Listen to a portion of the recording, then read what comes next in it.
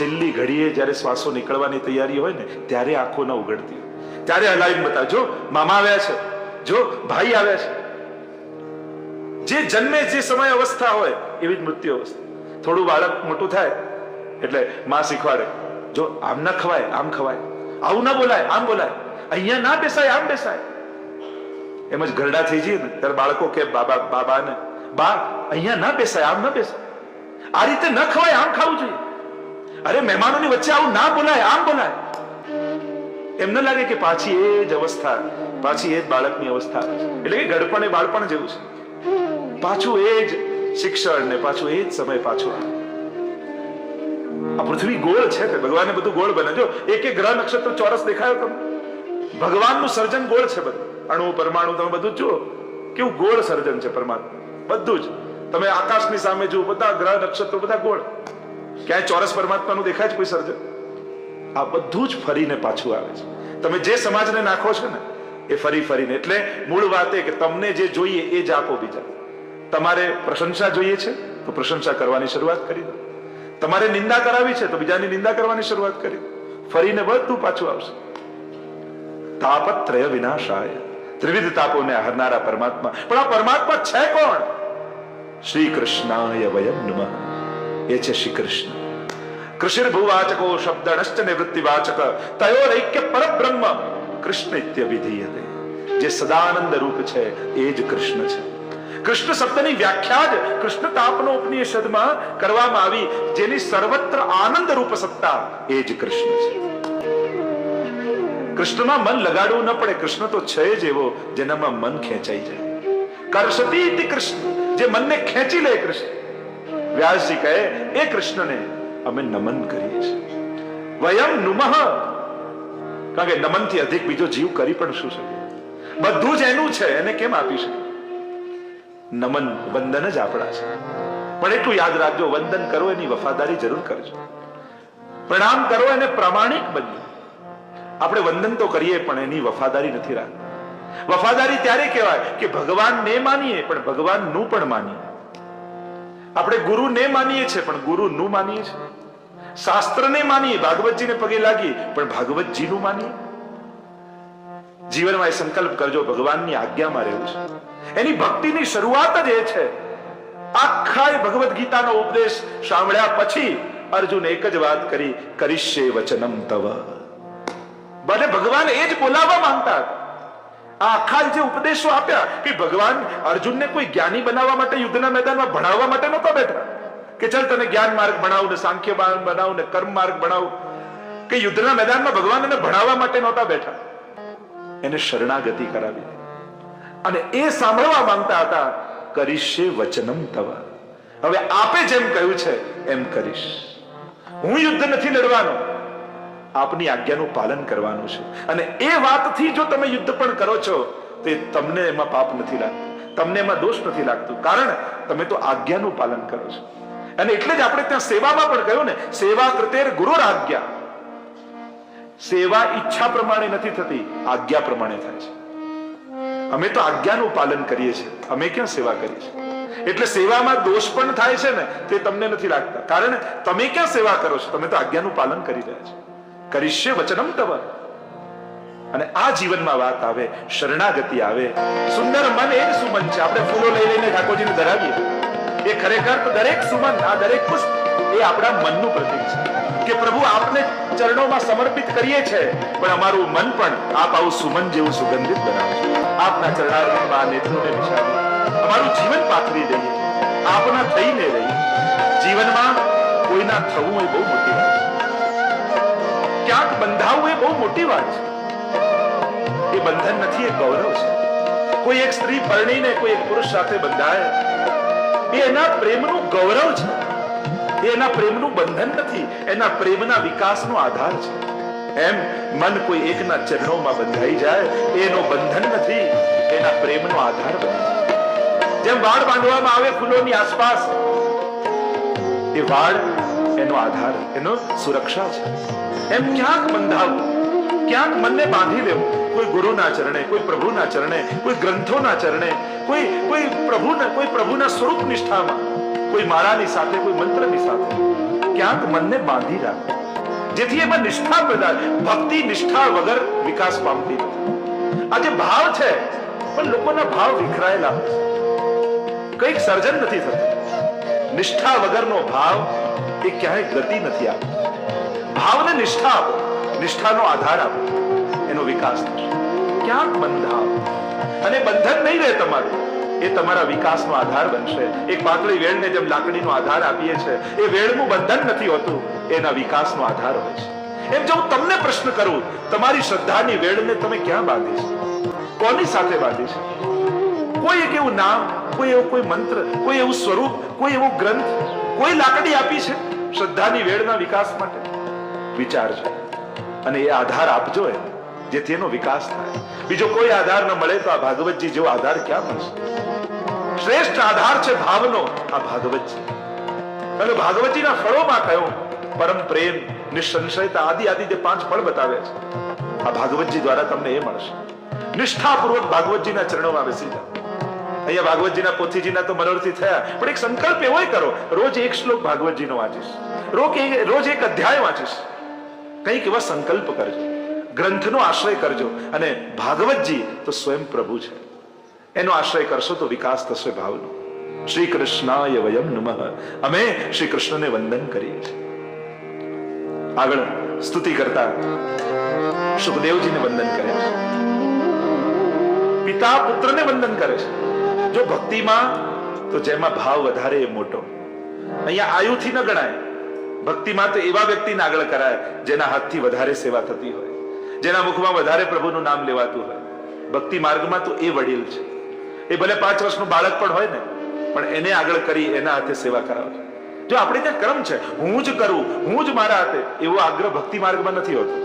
પુષ્ટિ માર્ગમાં તો હાથ લગાવવાની મહત્તા છે. તમે આગળ થાવ, હું તમારી પાછળ. કારણ આપણે ત્યાં તો એવો ભાવ છે કે આની કાનીથી કદાચ ઠાકોરજી મારી માળાજી સ્વીકારી લે, આની કાનીથી કદાચ ઠાકોરજી મારી સામગ્રી આરોગી લે. આપણે ત્યાં તો આડી અને કાનીનો માર્ગ છે. મારામાં એટલું સામર્થ્ય નથી, પણ કદાચ આગળ રહેલો વૈષ્ણવનો ભાવ જોઈ ઠાકોરજી મારી કણિકા પણ આરોગી લેશે. બેઠકજીમાં પણ જ્યારે પણ જઈએ, હું જ જારી ભરું એવો આગ્રહ નથી હોતો. આપણે ત્યાં તો વિવેક છે. પૂજા માર્ગ નથી, સેવા માર્ગ છે. પૂજામાં પોતાના હાથે કરેલાની મહત્તા, પણ સેવામાં તો કોઈની આડીથી ઠાકોરજી સ્વીકાર કરે એની મહત્તા છે. બેઠકજીમાં પણ જઈએ તો એવા વૈષ્ણવને આગળ કરીએ અને એને હાથ લગાવવામાં આવે કે મારા તો અધિકાર નથી કે મારી જારીજી મહાપ્રભુજી આરોગે, પણ કદાચ આની આડીથી મારી કણિકા મહાપ્રભુજી સ્વીકારી લેશે. આવો ભાવ, દીનતાનો ભાવ. ભક્તિ માર્ગમાં જ્યાં સુધી દીનતા નથી આવતી ને, ત્યાં સુધી આપણા સાધનો પ્રભુ અંગીકાર નથી કરતા. આપણા સાધનો બહુ મોટા છે કે નાના છે એની મહત્તા નથી, કેટલી દીનતાપૂર્વક ધર્યા છે એની મહત્તા છે. ધરતી વખતે તમારો કેટલો દૈન્ય ભાવ હતો એની મહત્તા છે. વયમ નુમઃ, અમે વંદન કરીએ. પિતા પુત્રને વંદન કરે છે. છે વ્યાસજી સુખદેવજીના પિતા, અને સુખદેવજીને વંદન કરતા બોલ્યા, વંદન કર્યા સુખદેવજી. અને સુખદેવજીને મુનિ કહ્યા, મનનશીલા મુનિ, જે મનન કરતો રહે મુનિ. જો આપણે ત્યાં જપ, સ્મરણ અને મનન, આ 3 વસ્તુ છે. ઘણા લોકો કહે કે સંખ્યાનું મહત્વ ખરું કે સંખ્યાનું મહત્વ નહીં. ઘણા લોકો એમ કહે કે અમુક માળા કરવી, અમુક 11 માળા, 10 માળા, 8 માળા એટલી કરવી. અને ઘણા કહે કે ગણવાનું શું હોય, ગણતરીમાં ધ્યાન જાય, જ્યાં સુધી ભાવ રહે ત્યાં સુધી કરો. તો સાચું શું? ગણતરી સાચી કે ગણતરી નહીં કરવી? તો 2 વસ્તુ છે. એક છે જપ અને બીજું છે સ્મરણ. જ્યાં જપ છે, અને જપ સ્વતંત્ર અનુષ્ઠાન છે, એટલે જપમાં સંખ્યાનું મહત્વ છે. જેટલા અક્ષરનો મંત્ર હોય એટલી માળા આદિ કરતા હોય. 1.25 લાખ મંત્ર કરવામાં આવે, અમુક લાખ મંત્રની જે ગણતરી શાસ્ત્રોમાં આપવામાં આવી છે. જપ જ્યાં હોય ત્યાં ગણતરીનું મહત્વ છે, પણ સ્મરણમાં ગણતરીનું મહત્વ નથી. કારણ કે એ તો ભક્તિનું અંગ છે. શ્રવણમ કીર્તનમ વિષ્ણુ સ્મરણમ પાદ સેવનમ અર્ચનમ વંદનમ દાસ્યમ સખ્યમ આત્મનિવેદનમ. તો ભક્તિનું અંગ છે સ્મરણ. સ્નેહને કારણે સહજ જેની સ્મૃતિ થાય એનું નામ સ્મરણ. તમને કોઈનામાં પ્રેમ થયો હોય તો એને ગણી ગણીને યાદ કરવો પડે? એને યાદ આયા જ કરે, એનું નામ સ્મરણ. જેના મૂળમાં પ્રેમ હોય અને પ્રેમને કારણે જેની સુધી આવે છે એ સ્મરણ. અને જપ એટલે સ્વતંત્ર અનુષ્ઠાન છે. એ દેવતા કે પુરુષોત્તમ જેનો પણ મંત્ર હોય એનું સ્વરૂપનું ધ્યાન કરીને જપનો આખો પ્રકાર છે કે એનું બીજ મંત્ર હોય, એનું દેવતા હોય, એના ઋષિ હોય અને એનું અનુષ્ઠાન કરવામાં આવે. તો એમાં સંખ્યાનું મહત્વ છે. જેમ આપણે માળાજીમાં 108 મણકા અને આદિ રાખીએ છીએ, કારણ ભગવાન 12 અંગ વાળા છે. દ્વાદશાંગો હોય પુરુષા. ભાગવતજીમાં 12 સ્કંદ છે. ભગવાન 12 અંગ વાળા અને ભક્તિ 9 પ્રકારની, અને ભગવાનના દરેક અંગમાં નવધા ભક્તિ સિદ્ધ થાય. એટલા માટે પ્રભુનું નામ લઈએ તો 12 9 108, એટલે સર્વાંગમાં નવધા ભક્તિને સિદ્ધ કરે, અને એટલે 108 થાય. બીજા પણ એના અનેક ભાવ છે. તો જપમાં સંખ્યાનું મહત્વ છે, સ્મરણમાં સંખ્યાનું મહત્વ નથી. મનનશીલા મુનિ, જે મનન કરે મુનિ છે. સુખદેવજીનું એક ચિત્ર બતાવ્યું, યમ પ્રવ્રજંતમ, દોડતા બતાવ્યા સુખદેવજી. કેવું કે દોડતા ક્યાં જાય છે? એવી કૌશિકી સંહિતામાં સુખદેવજીની કથા 2 જગ્યા, એક દેવી ભાગવતમાં અને બીજી કૌશિકી સંહિતામાં. દૈવી ભાગવતમાં અરણીપુત્ર તરીકે કહેવાય છે, અને કૌશિકી સંહિતામાં એવી કથા આવે છે કે એકવાર નારદજી આવ્યા પાર્વતીજી પાસે ને કહેવા લાગ્યા કે મહાદેવજી આપની સામે આટલો ભેદ કેમ રાખે છે? કયો ભેદ? પાર્વતીજીને નારદજી કહે કે જો ભેદ એ વાતનો કે તમારા વારે જ ઘડીએ જન્મ અને મૃત્યુ થાય અને મહાદેવજી અજન્મા અને અમર, આવું કેમ? પાર્વતીજી કહ્યું વાત સાચી, મેં તો આ વિશે ક્યારે વિચાર્યું જ નહોતું. નારદજી તો નારાયણ નારાયણ કરતા નીકળી ગયા, અને જ્યાં મહાદેવજીએ પ્રવેશ કર્યો, કોપાયમાન જોયા પાર્વતીજીને, પૂછ્યું કે થયું શું? આપ મારી સાથે ભેદ રાખો છો. કયો ભેદ? આપ અજન્મા અને અમર છો અને મારે વારે ઘડીએ જન્મ અને મૃત્યુ થાય, આવું કેમ? જ્યારે આ પ્રશ્ન કર્યો ત્યારે મહાદેવજીએ કહ્યું એનું કારણ છે, મારા હૃદયમાં ભગવાનનું કથામૃત બિરાજે છે, અને નિત્ય કથા અમૃતનું હું પાન કરું છું, એટલે મારે જન્મ અને મૃત્યુના ચક્કરમાં નથી પડવું પડતું. પાર્વતીજીએ કહ્યું કે હું પણ આપની અર્ધાંગીની છું, અડધો ભાગ તો મારો પણ લાગે, કૃપા કરીને આ અમૃતનું પાન મને પણ કરાવો. પાર્વતીજીના મનમાં જ્યારે કથામૃત રસપાન કરવાની ઈચ્છા જોઈ, મહાદેવજીને ખૂબ પ્રસન્નતા થઈ. આવ્યા એક સ્થળમાં 3 વાર તાળી વગાડી, સ્થાન નિર્જન બન્યું. એક વટવૃક્ષ હતું, એની નીચે આવીને બિરાજમાન થયા મહાદેવજી. નિર્જન બની તો ગયું, પણ એ વૃક્ષની ઉપર એક શુકે ઈંડું આપ્યું હતું અને બહાર નીકળવાની તૈયારીમાં હતું. પાર્વતીજી સામે બિરાજમાન થયા. મહાદેવજીએ કહ્યું, જો આ સમાધિની કથા છે, હું સમાધિમાં બિરાજમાન થઈશ અને તમે કથા સાંભળી રહ્યા છો એમ મને ખબર પડે, એટલા માટે આપ નારાયણ નારાયણ શબ્દનો ઉચ્ચાર કરતા રહેજો. મહાદેવજી સમાધિમાં બિરાજમાન થયા. જો ભાગવતજીમાં 3 ભાષા છે એમ મહાપ્રભુજી કહે છે, લૌકિક ભાષા, પરમત ભાષા અને સમાધિ ભાષા. આ જે સમાધિ ભાષા છે એ પ્રમાણ રૂપે મહાપ્રભુજી સ્વીકારે છે. મહાદેવજી સમાધિમાં બિરાજમાન થયા, કથાનો પ્રભાવ વહેવા લાગ્યો. પાર્વતીજી શ્રવણ કરે છે, ઉચ્ચાર કરે નારાયણ નારાયણ. મહાદેવજી સમાધિમાં શ્રવણ કરે, હા પાર્વતીજી શ્રવણ કરી રહ્યા છે. થોડી વાર થાય ને પાર્વતીજી ઉચ્ચાર કરે નારાયણ નારાયણ. એવી કથા આવે છે. શ્રવણ કરતા કરતા પાર્વતીજીને નિંદ્રા આવી ગઈ. એટલે કથામાં ઊંઘ આવે ને તો બહુ ચિંતા નહીં કરે, બહુ પ્રાચીન પરંપરા છે. અને પાર્વતીજી સૂતા ન હોત તો કથા આપણને મળે.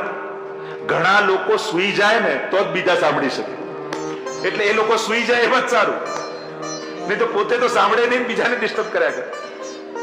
એટલે ઘણા લોકો તો સૂતા જ સારા.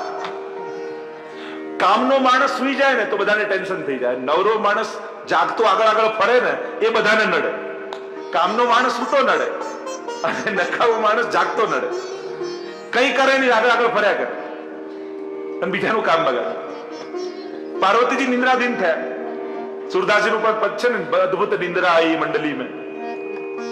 અને સંતો અને આચાર્યો તો કહે કથામાં સુઈ જાઓ ને, પણ આ તો ભવપાર ઉતરવાની નૌકા છે, અને નાવમાં બેઠા બેઠા સુઈ પણ જાઓ ને છતાં એ નૌકા ભવપાર તો ઉતારે જ છે. એટલે સુઈ જાઓ એમાં વાંધો નથી. આ કથાનું મહત્તા એટલે તમારામાં ભલે સામર્થ્ય નથી, પણ ભાગવતજીમાં એટલું સામર્થ્ય છે, અહીંયા આવીને સુઈ પણ જશો ને તો એ તમને ભવપાર ઉતારશે. એટલી મહત્તા લઈને આ કથા બેસી છે.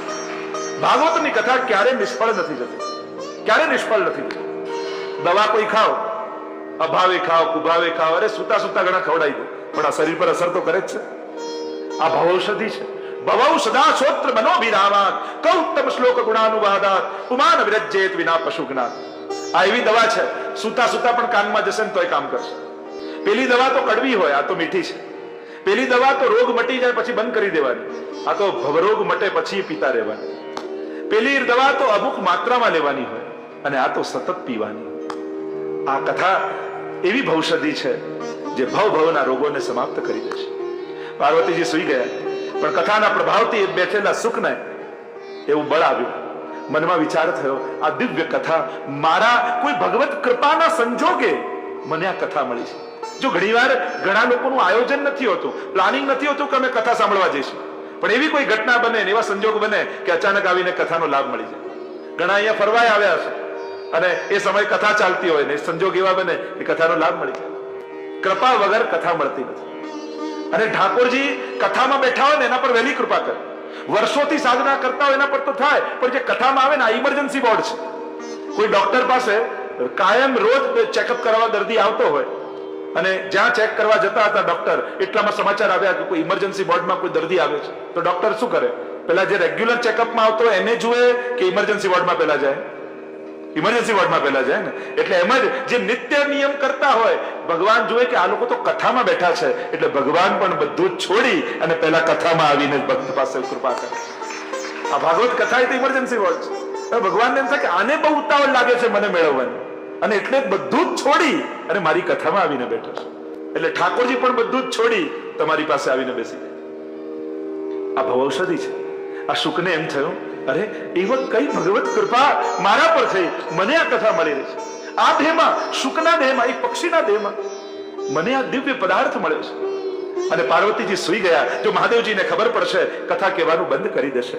અને શુકનો સ્વભાવ હોય ને, જે સાંભળે બોલવા લાગે, એવું સામર્થ્ય આવી ગયું. ઉડતું ઉડતું આવ્યું, પાર્વતીજીના ખોળામાં બેસી ગયું, અને જે રીતે પાર્વતીજી બોલતા એ રીતે નારાયણ નારાયણનો ઉચ્ચાર કરવા લાગ્યા. મહાદેવજીને એમ થયું, આ પાર્વતીજી શ્રવણ કરી રહ્યા છે. જ્યાં નેત્રો ખોલ્યા, જોયે તો પાર્વતીજી સૂતા છે, એમના ખોળામાં બેસેલું આ સુખ સાંભળી રહ્યું છે. મહાદેવજીને થયું કે મારી કથા કોઈ અનધિકારીના હાથમાં ન જતી રહે. ત્રિશૂળ કાઢ્યું, દોડ્યા મહાદેવજી, અને સુખ ઉડવા લાગ્યું.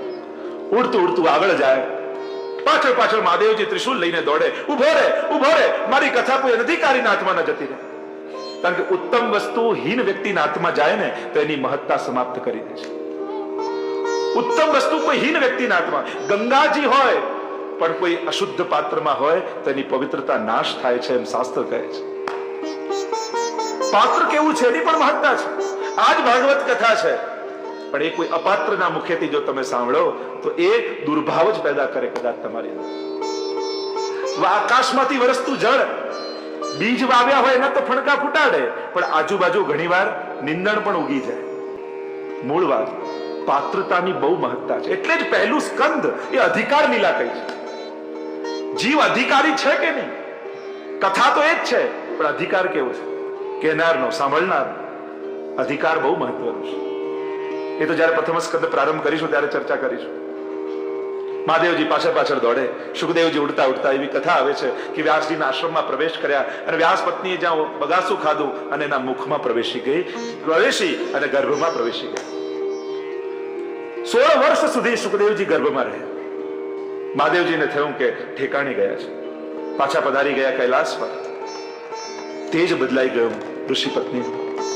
વ્યાસજીને એમ થયું કે કોઈ દિવ્ય આત્મા આમાં પ્રવેશ કરે છે. વંદન કર્યા, કહ્યું આપ બહાર ક્યારે પધારશો? 16 વર્ષ થયા, આપ અંદર બિરાજો છો, કઈક ઉપાય કરો કે આપ બહાર પધારો. અંદરથી અવાજ આવ્યો, હું બહાર તો આવું, એક જ શરત, પરમાત્મા અહીંયા આવીને મને વચન આપે કે એમની માયા મને નહીં સતાવે તો હું બહાર આવું. પ્રભુને વિનંતી કરી છે, પ્રભુ પધાર્યા અને આશીર્વાદ આપ્યા છે, સુખદેવજી આપ બહાર પધારો, મારી માયા આપને ક્યારે નહીં લાગે. અને પ્રભુ ત્યાંથી પધાર્યા અને ત્યાં જ સુખદેવજી પ્રગટ થયા અને દોડ્યા છે ઘર છોડી. યમ પ્રવ્રજંતમ અનુપેતમ અપેત કૃત્યમ. અને એ વસ્તુ, એ સમયને યાદ કરતા વ્યાસજી અહીંયા સ્મરણ કરે છે. વ્રજમ, વ્રજ ગતૌ ધાતુ, પર ઉપસર્ગ લાગ્યો સંન્યાસના અર્થમાં. સંન્યાસ લઈને સુખદેવજી જન્મતાની સાથે ઘર છોડીને ભાગ્યા છે. અને વ્યાસજી પાછળ પાછળ, પુત્રેતિ તન્મય તયા તરવો વિનેદુ. પુત્ર પુત્ર કરતા કરતા વ્યાસજી પાછળ પાછળ ભાગે છે. સુખદેવજી આગળ આગળ. કેવા છે સુખદેવજી? અપેત કૃત્યમ, અનુપેતમ અપેત કૃત્યમ. જેના હજી જન્મોય આદિ કોઈ સંસ્કાર થયા નથી, દિગંબર અવસ્થામાં છે.